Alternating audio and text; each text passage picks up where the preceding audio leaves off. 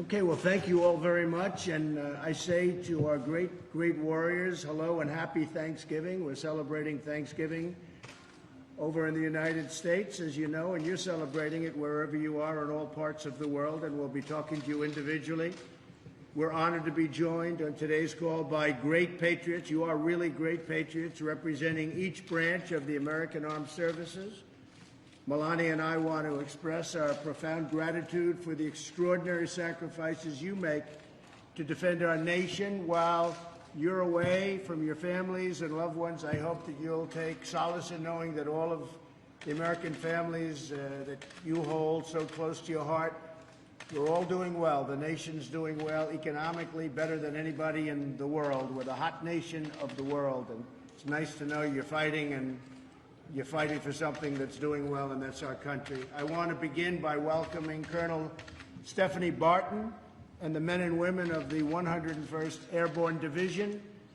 These are real warriors, and you have the Resolute Support Sustainment Brigade, and they are joining us from Bagram Airfield in Afghanistan, where our soldiers are providing invaluable aid in combined joint area operations throughout Afghanistan. You are doing an incredible job. A lot of progress has been made, and your courage truly inspires us all. We know what you're doing, and we watch it. Oftentimes, we're watching it every night during the news, and we know it's dangerous, and we also know that you've had an unbelievable impact. Joining us from Al Jabar Air Base in Kuwait is the Central Command Response and Crisis Response Special Purpose Marine Air Ground Task Force. Lieutenant Colonel Sam Howie, you are really great Marines, and you're the embodiment of honor and courage and commitment. It's incredible the job you're doing. I particularly want to congratulate you on the work you've done to crush ISIS from the air and from the ground. And really, it's big progress has been made. They're very close to being gone, and we like it that way. But you have shown incredible courage, and I have to say you've shown great leadership. So thank you very much. And Lieutenant Colonel, thank you very much, and we'll be talking to you in a little while. Happy Thanksgiving as well to Captain Pat Hannafin and all of the sailors aboard the USS Ronald Reagan. Great ship. Your ship's motto is one that we embrace every day: peace through strength. That's what the motto is, and we have that motto at home. Everywhere the 7th Fleet sails, the USS Ronald Reagan is an enduring symbol of American might, American strength, American power, and really American goodness in so many ways. From the United States Air Force, we're joined by the 455th Air Expeditionary Wing, which is supporting Operation Freedom's Sentinel and NATO's Resolute Support. Brigadier General David Lyons, thank you very much, David, as the commander. And I want to congratulate you on every minute of the 455th for your outstanding work. Not only have you destroyed hundreds of ISIS, and actually far more than hundreds, and many Taliban targets, but you protect coalition ground forces throughout the region, and you protect them like nobody else. It's incredible the job you do, and I just want to thank you all for being on. And I have to say, General, it's great to speak to you by teleconference and by phone, because your reputation is an incredible one. Representing the U.S. Coast Guard, our crew members from 6 Coast Guard cutters, from the shore support teams that are part of Patrol Forces Southwest Asia, which is the largest Coast Guard unit outside of the United States. And I'm actually going right now, I'm in Palm Beach, Florida, and I'm going over to your local Coast Guard station, and we're going to spend some great time with the men and women of the Coast Guard. They have, from a lot of standpoints, you could call it branding, you could call it whatever you want. The job they've done on hurricanes in this country, they've saved thousands and thousands of people. In fact, in Texas, they saved over 12,000 people. If you think of what that means, over 12,000 people. They went into seas, and they went into areas that nobody else would go into, and it was incredible what they've done in Texas. what they did in Florida, what they did in Puerto Rico. The Coast Guard has really become a symbol of strength and perseverance and toughness and genius, actually. It's purely genius. So hello to Lieutenant Nicholas Hartman, who is the commanding officer of the cutter Aquinet. And I also want to congratulate Seaman Christopher Wilson on being selected for A school. That's A, like in A. That's the best, right? Seaman Wilson, you truly make us proud. Congratulations. That's a big deal. Going to that school is like going to the Wharton School of Finance if you happen to be doing what you do. And to everyone in today's video conference also, I want to thank you all for serving. Today we thank God for the blessings of having you people be our heroes, and you really are our heroes. And your families are back here, and they love you, and they respect you, and they look forward to seeing you, because you're the ones who keep America safe and strong and free. You do a job like nobody else, and it is really great respect that we all have. You are very much appreciated, like you wouldn't believe, by the American public, by the citizens of our country. I want to maybe start with the Air Force, and I know that Brigadier General David Lyons is on the phone. And David, tell me a little bit about what you're doing. Our mission here, we defend the two busiest airfields in Afghanistan, Kandahar and Bagram. We support our teammates and our mission sets, and then we deliver decisive combat air power across the entire country of Afghanistan. And Mr. President, I know you can't see us right now, but you've got 150 airmen in this room that would love to say Happy Thanksgiving to you. Vultures, what do you say to the President? Happy Thanksgiving! That's great. That's really fantastic. How are things going over there? Are you looking up? How is it looking to you? You've seen it. You've been there a while, and you've seen what's going on. You know what's happening better than anybody. How do you find things going? Both the Taliban and ISIS are resilient adversaries, but I think that we're doing well. We get after them every single day. Our objective here is to fight the away game. And so what I mean by that is we never want this adversary to reach our shores again. And so every airman here is dedicated to keeping this fight away from our shores. A stable Afghanistan is good for Afghanistan, but we do what we do for America, sir. Well, you said it better than anybody could have said. Keep them away from our shores, and that's why we're doing the strong borders. You probably see over the news what's happening in our southern border and our southern border territory. Large numbers of people, and in many cases we have no idea who they are, and in many cases they're not good people. They're bad people. But large numbers of people are forming at our border, and I don't have to even ask you. I know what you want to do. You want to make sure that you know who we're letting in, and we're not letting in anybody, essentially, because we want to be very, very careful. So you're right. You're doing it over there. We're doing it over here. And your people at the border, we have the military at the border for the first time. I don't know if it's ever, or certainly there's never been a presence like this, but we have a very powerful border now. We have the Cosentina fencing, and we have things that people don't even believe. We took old broken wall and we wrapped it with barbed wire plus. I guess you could really call it barbed wire plus. This is the ultimate. And nobody's getting through these walls, and we're going to make sure they're the right people, because that's what you and your family want, and all of your families, that's what they want.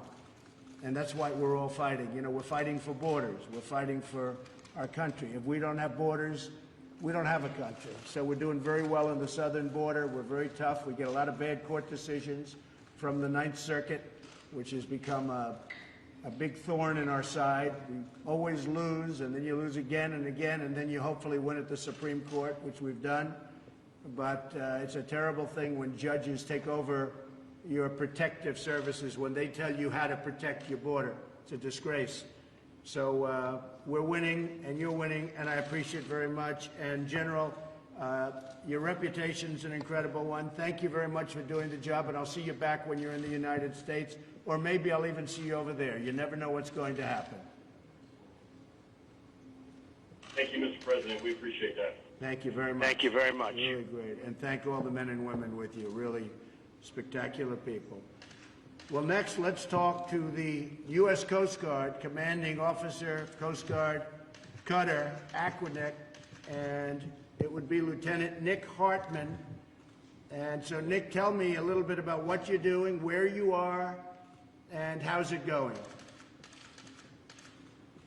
Good morning, Mr. President. This is Nicholas Hartman, like you mentioned, from Coast Guard Cutter Aquidneck. Here in the room, we have 14 members from Patrol Forces Southwest Asia, and we're located in the Kingdom of Bahrain, Mr. President. Our mission out here is to patrol the Arabian Gulf, Strait of Hormuz, and conduct our U.S. Central Command and NAVCENT objectives here in the Gulf. A lot of our work is partnering and building relationships with the Gulf Coast countries, and so that we have a good standing and resolve here in the Arabian Gulf and at Central Command AOR. Things, in my opinion, going very well for us. And what do you see in the region? What's going on in the region? How are they feeling about things? How are they feeling about trade? Because, you know, trade for me is a very big subject all over. We've been taken advantage of for many, many years by bad trade deals. We don't have any good trade deals. How are you finding things in the region, Nick? Mr. President, from our perspective out on the water, sir, we're seeing that there is an abundance of trade happening in the region. There are vessels moving through the Straits of Hormuz and across the Arabian Gulf on a daily basis, carrying cargo to and fro, and we don't see any issues in terms of trade right now, sir. Okay. Well, you'll keep it that way, and you know we want to have good free trade. We also want to have fair deals where we can do well too, not just everybody else. Right now, every nation in the world does well with us. We don't do well with them. So that's changing, and it's changing fast. And where you are is a big factor in that, as you know. You've been told and you've been briefed. Well, I want to thank you very much, Nick, and great job. And again, as I said, there is no brand that's gone up like the Coast Guard over the last couple of years because of what you've done with the hurricanes in this country. People saw things that they've never seen before. The bravery of your people going out in waves like you know, record-setting. It's been record-setting. The one hurricane in Texas, they say, dumped more water, and it was more violent in terms of water than anything we've ever had in the country. And you guys went out there and you did it like just a day in the office, and I really appreciate it. We all really appreciate it, Nick. And thank you very much. Thank you very much. Thank you, Mr. President. Happy Thanksgiving. Thank you. You take care of yourself. Let's go to the Army. A good old Army. We love the Army. We have Colonel Stephanie Barton, the U.S. Army. And Stephanie, tell us a little bit about yourself and where you are and what you're focused on, what you're doing. First and foremost, good morning and happy Thanksgiving on behalf of the 101st Sustainment Brigade. We're currently located in Bagram, Afghanistan. Serving what we do for the country of Afghanistan, we're the senior logistics headquarters in theater. And it is an away game, and I will tell you, in order to fight and win the nation's wars, it's because of sustainment and logistics. And you've got highly motivated, true professionals in this room and outside this room that are truly making it happen. We support, if it's in the hands of the warfighter, it comes through us to them. So we support everything from coalition to joint forces, from border to border here in the country, sir. Good. And how are you finding things in Afghanistan right now? Sir, it's good. We're truly making the mission happen. When it comes to sustainment, we're responsible for all the strategic, operational, and tactical logistics. If it comes in the theater, we get it in the warfighter's hand. But we have a phenomenal team, and I can't speak enough about that because a lot of the times the sustainment community, we're behind the scenes, which is fine. But it's a good team effort, and it takes the support by all to make it happen. So, Colonel, how many people are you commanding right now, would you say? There's 10,000. Wow. That's a lot of people. That's fantastic, Stephanie. That's beautiful. That's beautiful. And not only is it important what you're doing, but you're enjoying what you're doing. Is that right? Sir, are, absolutely. We truly love it, and I will tell you, our formation is a great mixture.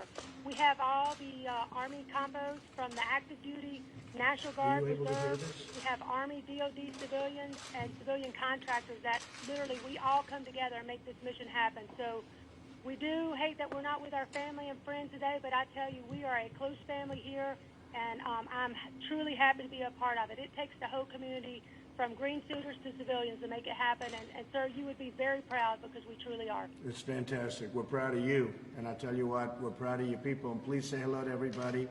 Have an incredible Thanksgiving. And now we're taking good care of you. You know, the budget's now at $716 billion, Stephanie, right? So we're getting rid of some of that old equipment that you see what's going in.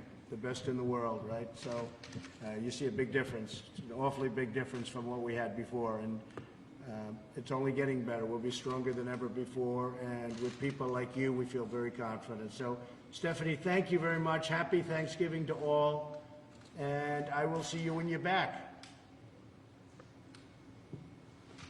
Sir, sounds great. We have one last message, if that's okay. Yes. One, Yes. 2, 3, go! That's great. I really appreciate that. I really do. I appreciate it. Take care of yourself. We'll see you all soon. Thank you. From the U.S. Marine Corps, we have Colonel George Schreffler. And George, are you on? So this is Lieutenant Colonel Sam Howie. Colonel Schreffler is doing a battlefield circulation right now. Oh. I'm the executive officer, and I'm here with the Civil Marines. Good. That's great. That's great, Sam. Good. How's it going over there? It's going great, sir. Right now, the Special Purpose MAGTF, we're based in Kuwait, but we have Marines from Jordan all the way to Afghanistan and up into Iraq and Syria. And every day those Marines are ensuring that those who would do us harm pay for it. It's pretty amazing watching these young men and women, sailors and Marines, and what they do with a smile on their face every day. And how is the progress coming, would you say? I'd say the progress is excellent, sir. We've moved throughout those areas and cleared the vast majority of those enemy forces who face us. And right now, I think we're in a good position to continue that for the rest of the year or foreseeable future. That's great. That's great. I'm hearing very good things. And they treat you good over there, I imagine, right? Do they treat you good? They're outstanding. Our partners throughout, include here at Al Jaber Air Base with the Air Force, they treat us like gold. We want for nothing. And today we had, I think everyone can agree, a fantastic Thanksgiving dinner here aboard the base. That's great. That's great. Well, they should. We're good friends, and they've been a good ally. We treat them well, and they treat us well, and a lot of good things are happening over there. People are surprised to see how fast things are turning around. But you have one of the great bases. You have something that's incredible and special. And we'll get to see you, George. We're going to get to see you very soon. And I will say, and say hello to everybody else, but I will say I want you to have a great Thanksgiving. You are, what's the time difference? What is your time lag over there? How many hours between, let's say, East Coast? Right now, sir, it's 1800 in the evening. Right. So it's about a Big. 18-hour difference. Yeah. That's a pretty big time difference, right? Right. That's a pretty big time difference. So you've celebrated. Well, listen, you just take care of yourself and say hello to the Colonel and everybody. And you're special people, very, very special people, and we're very proud of you. And give my regards to Kuwait and everybody, but a lot of progress being made. Your country is really doing well. It's really doing well, like it hasn't done before. So that's good. It's always good to be fighting for something that is working. And unlike a lot of countries, this one works well, and it's working better than ever. So we'll see you when you're back, or maybe we'll see you some other place, okay? Well, thank you very much. Thank you very much. Thank you. Take care of yourself. From the U.S. Navy, we have the commanding officer, Captain Pat Hannafin. And Pat, are you on the phone? Yes, sir, I'm with you. And from the over 4,800 sailors and airmen aboard USS Ronald Reagan, the nation's only permanently forward deployed aircraft carrier, We are currently in Victoria Harbor, Hong Kong, about 13 hours ahead of you. Still Thanksgiving here. And from all the sailors on board Reagan, serving strength for America in the Indo-Pacific. We wish you a happy Thanksgiving. Well, that's great, Pat. I appreciate it very much, and say hello to everybody, and happy Thanksgiving to you. So the condition of the ship is A1? Alpha 1, sir, absolutely. Okay, very important. So, you know, we have another big one. The Gerald Ford is going to be joining you pretty soon. How does this compare in size and scope with the Gerald Ford? You know all about that. That's the new one, right? Yes, sir. Size and scope. A good friend of mine just left command of that. But size and scope about the same. Certainly some improvements there to the plants and a few of the radars, and even the catapults and gear are slightly different as well. So Hey, Pat. Daily. Yeah, Pat, tell me about the catapult system. So on the Gerald Ford, they don't use steam, which is the first one that I've ever heard of that doesn't use steam. And I know they have some difficulties, which I'm not happy about, and they spent a lot of money. And I was just curious, the steam system is tried and true for many, many years, as long as we've had aircraft carriers. How do you find steam versus what they're doing on the Gerald Ford, which is electronic and digital, if you can believe it? Yes, sir. All of our Nimitz super carriers have been using steam for decades, and we find it pretty reliable. However, the electromagnetic catapults that they're running there offer some great benefits. To obviously, like any new piece, you got to work through the bugs, but they offer some benefits not only to stress and strain on the aircraft to extend service life and other pieces. I have no doubt we'll work through that just as we work through all of our other advancements and continue to bring it to the enemy when called to do so. So when you do the new carriers, as we do and as we're thinking about doing, would you go with steam or would you go with electromagnetic?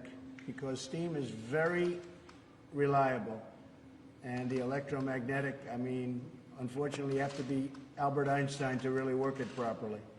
What would you do? Yes, sir. You sort of have to be Albert Einstein to run the nuclear power plants that we have here as well, but we're doing that very well. I would go, sir, Mr. President, I would go electromagnetic cats. Okay, good. Okay. We do pay a heavy cost for transiting the steam around the ship. Good. Okay. I like to hear that. I'm actually happy about that answer because at least, you know, they're doing what they're doing, but that's actually a very good answer. So, Pat, how are you seeing things over there? What's going on? Yes, sir. We have been flying, sailing, and operating everywhere international law allows, just as we have for decades out here, in full support of our free and open Indo-Pacific push in company with our Japanese and other allies. We've worked with the Japanese here in Keen Sword, the Australians, Canadians, so a lot of allies out here, and we are certainly their best friend and our allies and our adversaries' worst fear. And that's exactly what we want to do, is bring peace through strength to this region. Right. And you have a 6-month deployment approximately? Sir, we're a little shorter than that, but Reagan, as your only permanently forward deployed carrier, spends about half of the time each year out and about half back in getting maintenance work on it. Each of the sailors and airmen aboard spend 3 to 5 years out here with us at a time before going back to a stateside assignment. But we're all honored to be serving the nation. Right. Pat, why is it that the Reagan is the only one that's permanently deployed of all the aircraft carriers? Why is that? Was it set up for that, or is it just happens to be? Yes, sir. We have worked a single aircraft carrier out in Japan for decades now. Reagan took that role back in about 2013. I'm sorry, that's not quite right. About 2016.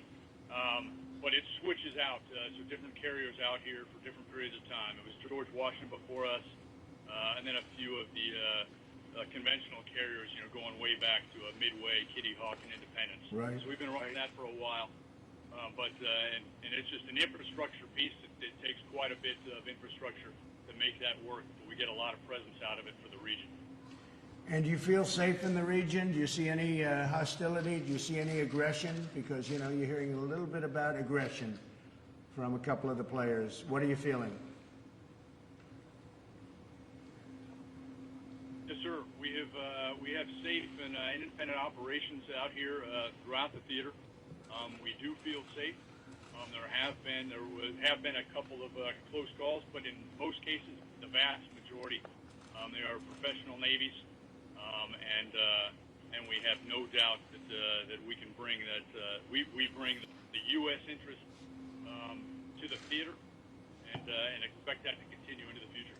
That's great, Pat. Well, I want to wish you a happy Thanksgiving and say hello to everybody in the Navy. And just in closing, I want to wish everybody a really, really happy Thanksgiving, and we'll see you when you're back, and maybe I'll see you over there. But it's a great honor to talk to you and know everything about what everyone is doing, and you're doing an incredible job, and you're keeping us safe, and we all miss you back here, but we'll be seeing you soon, and on behalf of the whole country, I want to just thank you for what you're doing. Very, very special people, men and women that are just incredible people. You're highly respected. And I tell you what, our country has such respect. I don't think you hear it enough, but our country has such respect for you and the job you do. So happy Thanksgiving, and we will see you soon.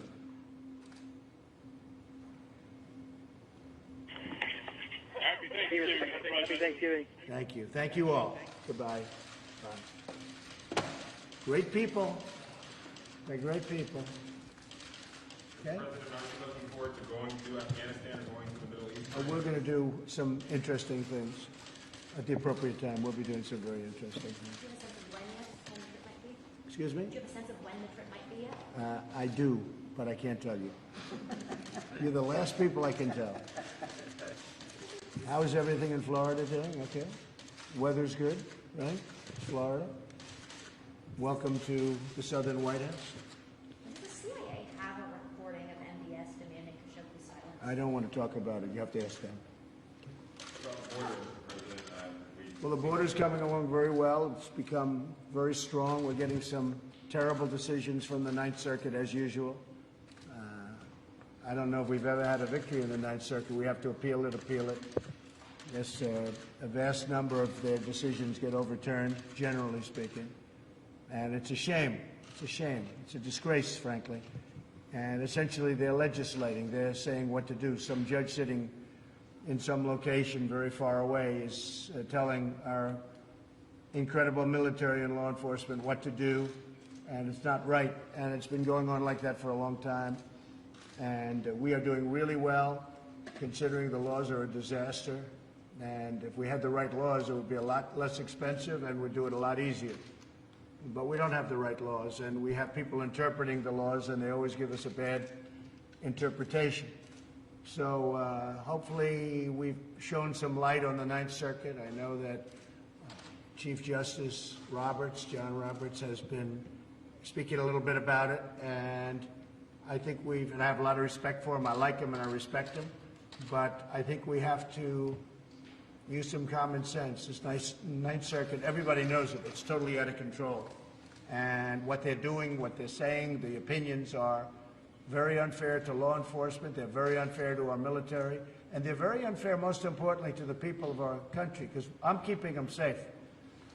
And you see how we fortified things, and all of that vast amount of fighting that you see going on at the border, it's all taking place in Mexico.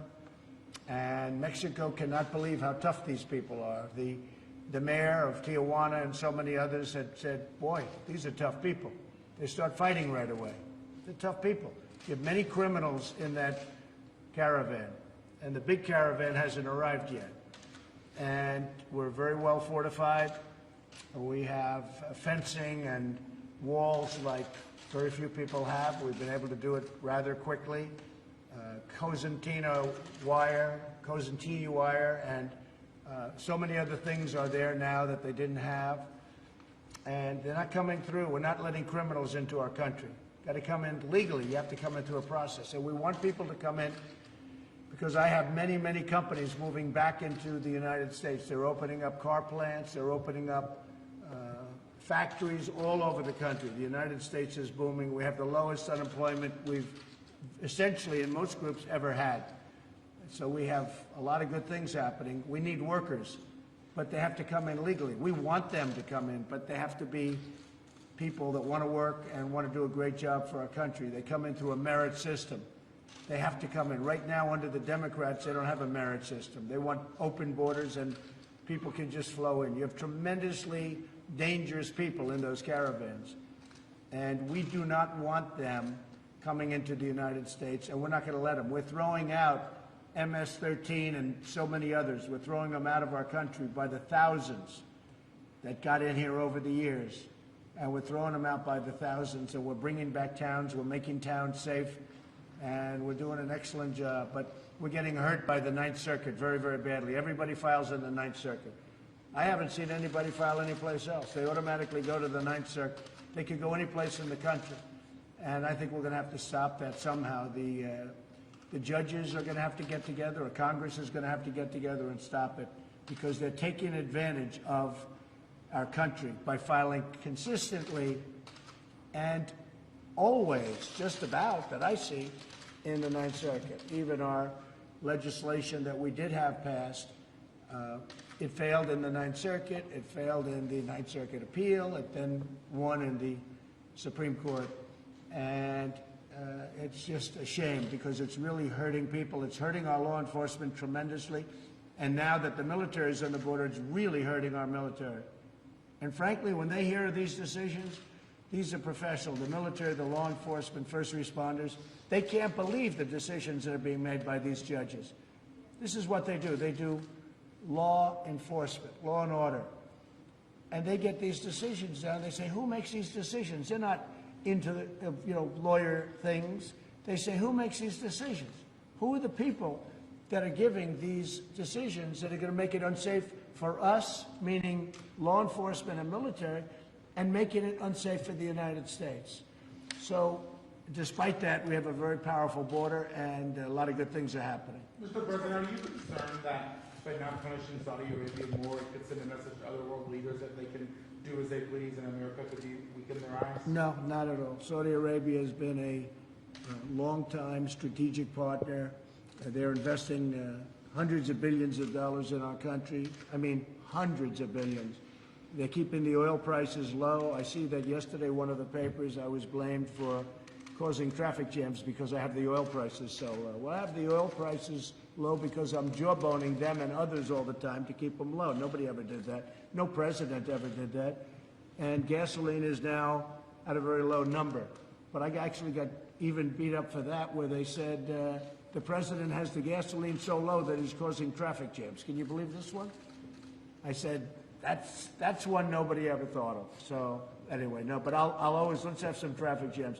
We want low oil prices, and Saudi Arabia's really done a good job in that respect. They pumped out a lot more oil than was going to be pumped out when I called them about 4 weeks ago. And if you look at oil 4 weeks ago, it was at 82, 83, and it was going up to 100 a barrel. That would have doubled your prices and even tripled your prices at the car for gasoline. And instead, you have very low gas prices all over the country. That's because of what I did, and Saudi Arabia helped us. But very importantly, they're investing billions of dollars. They're buying their equipment from us. And remember this, they don't have to buy it from us. They can buy it from Russia, and they can buy it from China. They make very good equipment. They don't make as good equipment as we make. Nobody does, nobody even close. But they make very good equipment. So they can spend that money in Russia and China and other places, and that is not acceptable. So the CIA, Mr. President, concluded with confidence that MBS... They didn't conclude. No, Josh, they didn't conclude. I'm sorry. So you're saying they did not? Josh, no, they didn't conclude. They did not come to a conclusion. They have feelings certain ways, but they didn't have the report. And you can ask Mike, they have not concluded. Nobody's concluded. I don't know if anyone's going to be able to conclude that the Crown Prince did it. But I will say this, I don't know. I don't know. But whether he did or whether he didn't, He denies it vehemently. His father denies it, the king, vehemently. The CIA doesn't say they did it. They do point out certain things, and in pointing out those things, you can conclude that maybe he did or maybe he didn't. But that was another part of the false reporting, because a lot of you said yesterday that they said he did it. Well, they didn't say that. They said he might have done it. That's a big difference. But they're vehemently denying it, and we have hundreds of thousands of jobs. Do people really want me to give up hundreds of thousands of jobs? And frankly, if we went by this standard, we wouldn't be able to have anybody as an ally, because look at what happens all over the world. But then you could also take a look at Iran. Take a look at Syria, where, you know, millions of people have been just slaughtered horribly, horribly. You take a look at what's going on in Iran and the vicious situation that's taking place there and the number of people that are being killed and slaughtered. You take a look all over the world. We're not going to be able to deal with, let's not deal with anybody. The fact is that Saudi Arabia is tremendously helpful in the Middle East. If we didn't have Saudi Arabia, we wouldn't have a big base. We wouldn't have any reason, probably. I mean, if you look at Israel, Israel would be in big trouble without Saudi Arabia. So what does that mean? Israel's going to leave? You want Israel to leave? We have a very strong ally in Saudi Arabia. We have an ally that said they did not commit at the top level, the Crown Prince, the King. They did not commit this atrocity, and it's an atrocity. It's a terrible thing. I dislike it more than you do. But the fact is, they've been a very strong ally. They create tremendous wealth. They create really tremendous number of jobs in their purchases.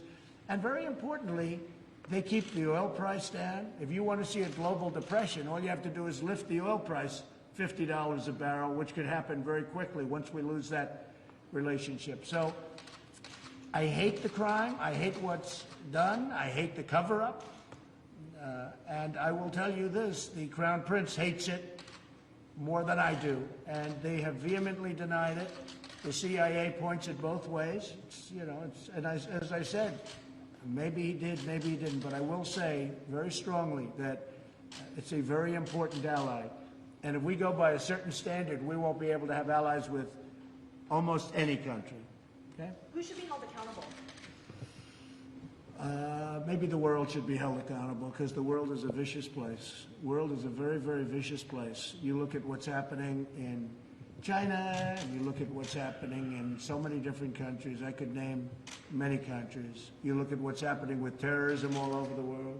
That's the other thing with Saudi Arabia. They really are. They're putting up tremendous amounts of money to actually fight terrorism. Now, they were a part of terrorism, and nobody's going to try and justify that. They were a big part of it.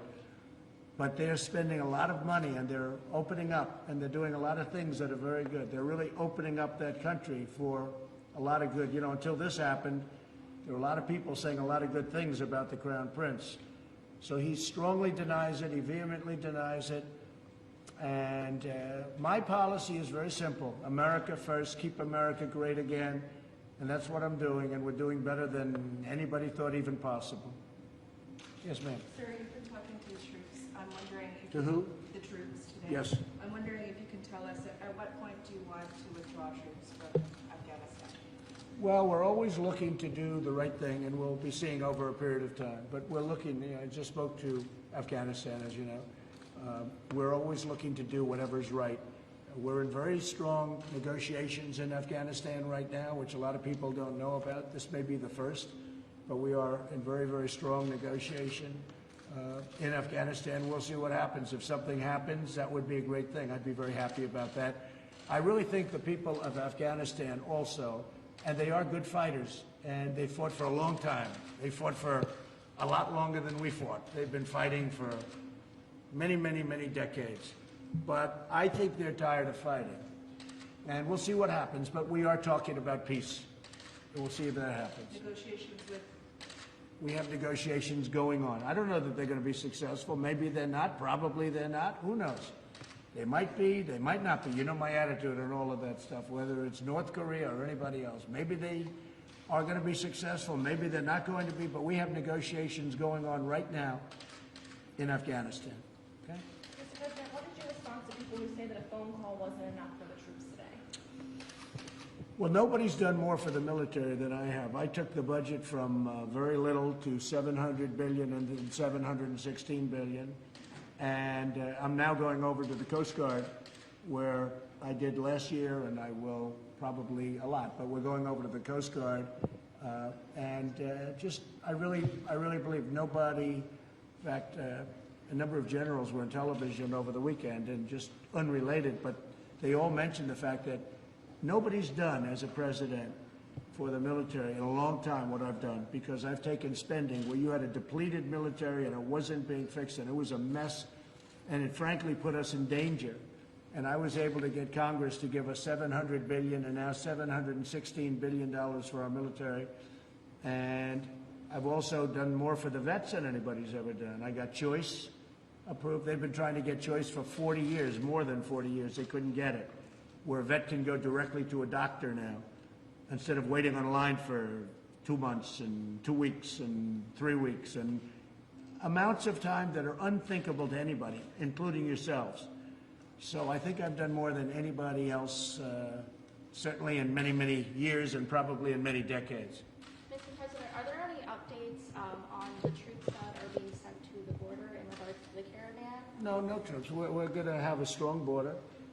Our southern border is going to be very strong. We're not. You heard me speaking to some of the folks just now in different parts of the world, and they're so proud of the job they're doing.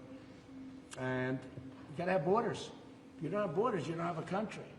I mean, the Democrats want open borders, and they want these people coming in. Many of those people are criminals, okay, and have been so adjudged. We know who they are. They have records. They have some very substantial criminal records, some very bad criminal records. They're in the caravan. You saw what happened in Tijuana, where a number of the people said, these are tough people. They start fighting. They're starting fist fights. There are fist fights all over the streets. They're starting fist fights. They said, these are not like normal, innocent people. These are people, you talk to them and they start a fist fight. I don't want that in this country.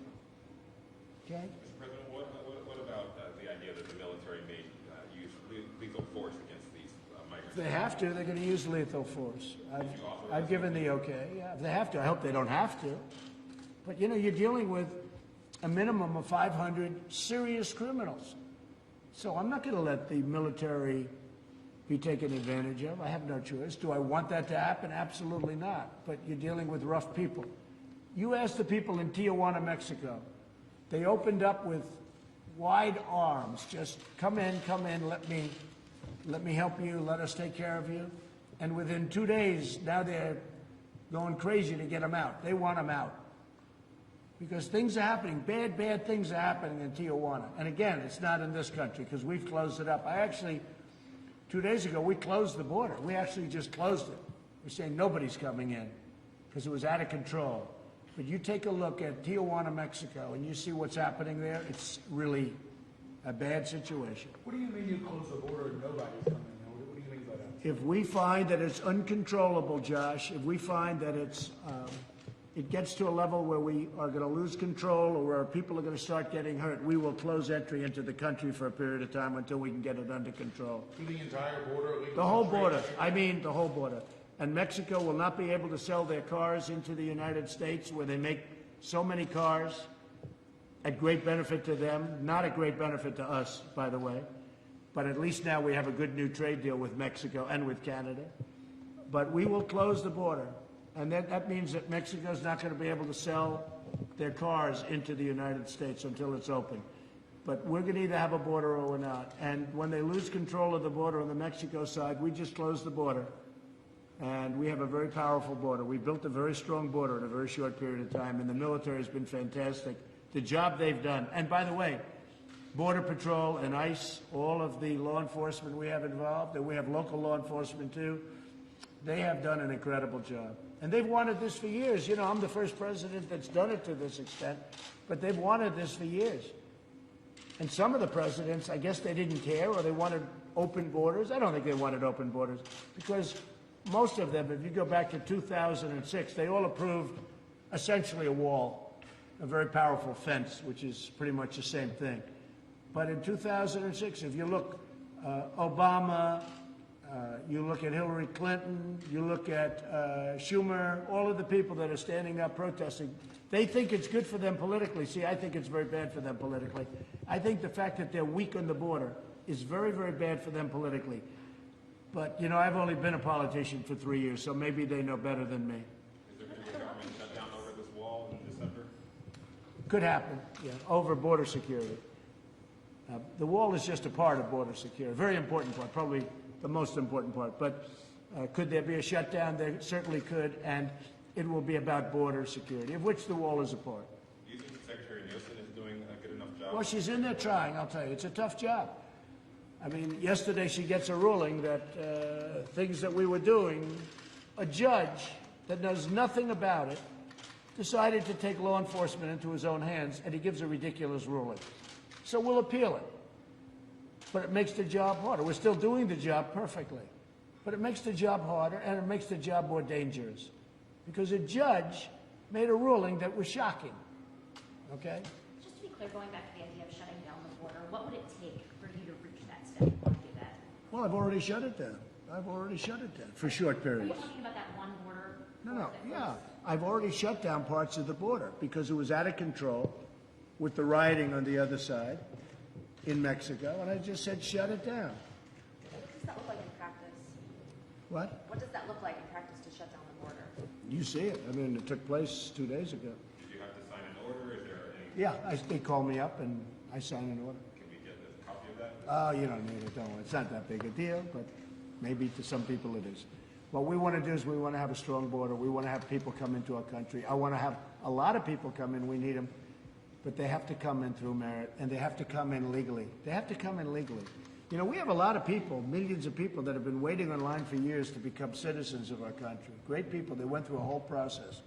And then these people come in and they think they're just going to walk in and it's a very unfair thing to all of the people that have been waiting online, in some cases for many years, because they've done it right, but they don't think they've done it right because they said, well, how can we do it right?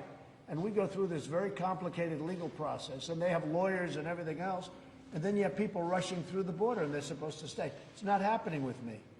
We've been very tough on the border. I mean, the problem that we have is that I've created and helped create a country that's doing better than it's ever done economically, so a lot of people are coming up here because their countries are not doing well. And perhaps for a reason. But whatever that reason is, their countries are not doing well. Okay, a couple of more. Anybody else? What about a follow-up? Yes, ma'am. How prepared are you for this meeting with President Xi?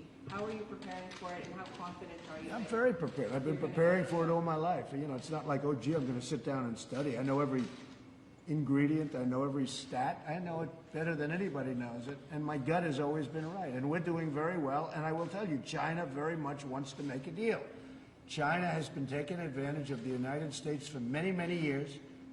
They've taken out $400, $500, and $600 billion a year. That doesn't include the theft of intellectual property, which has been horrible, what they've been doing. And, you know, it's not a question of preparing. I think I prepared for this meeting. I had a meeting literally right in that corner with President Xi. We have a great relationship. I like him a lot. I think he likes me. He probably likes me less now than he did before we did what we're doing. But we've picked up trillions of dollars in value, and China has lost trillions of dollars in value since I'm president. Trillions, many trillions of value. And we've picked up many trillions of dollars in value. And we are a true economic power, far greater than we were before I became president. We are an economic power that is far greater than we were. When I took over, we were teetering. We were in bad shape. We were going down to -4, -5, -6% in GDP. Instead, last quarter we hit 4.2%.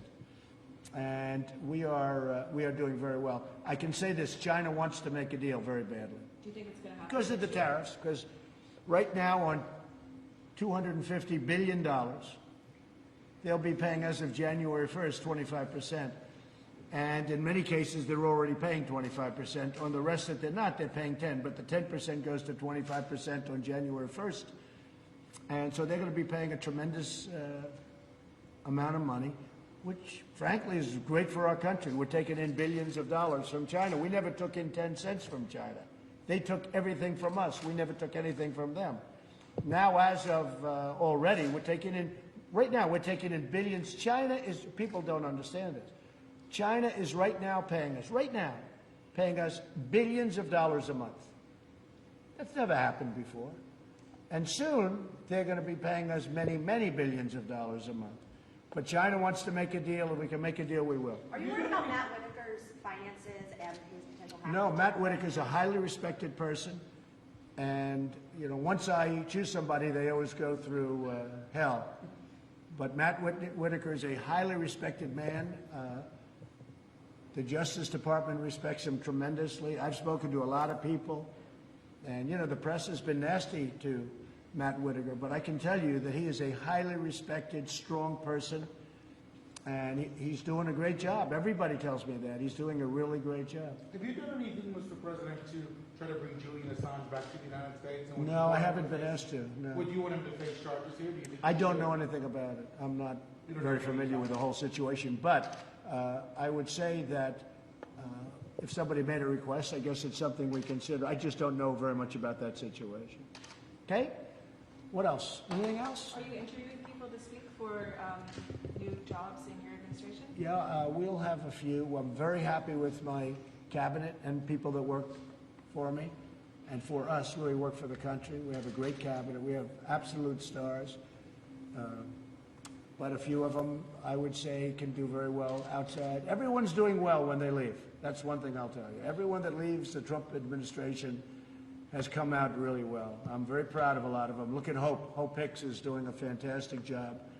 She's a fantastic young woman, and I'm very proud of her. Look how she's doing. She's become a very important person in the outside world. And we have many such people where they work here for a year and a half or for a period of time, and they go outside and they do really well.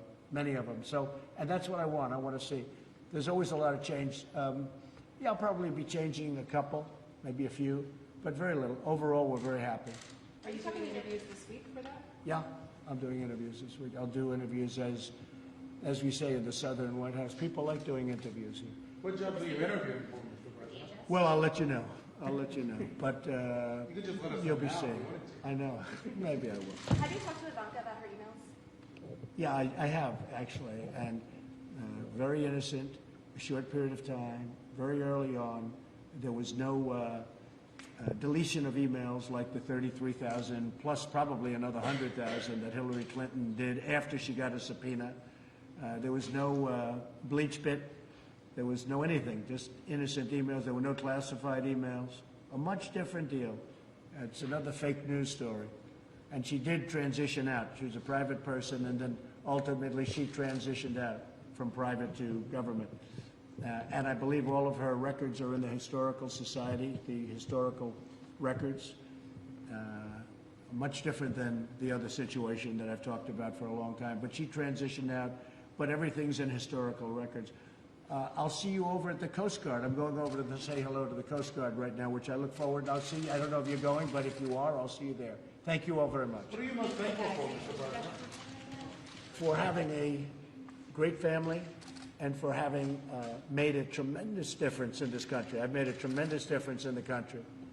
This country is so much stronger now than it was when I took office that you wouldn't believe it. And, I mean, you see it, but so much stronger that people can't even believe it. When I see foreign leaders, they say, we cannot believe the difference in strength between the United States now and the United States 2 years ago. Made a lot of progress. Thank you very much. The lawyers come back from Mueller. We're going to see you guys at the Coast Guard. Thank you so much. Thank you, everybody. Thank you so much. Thank you.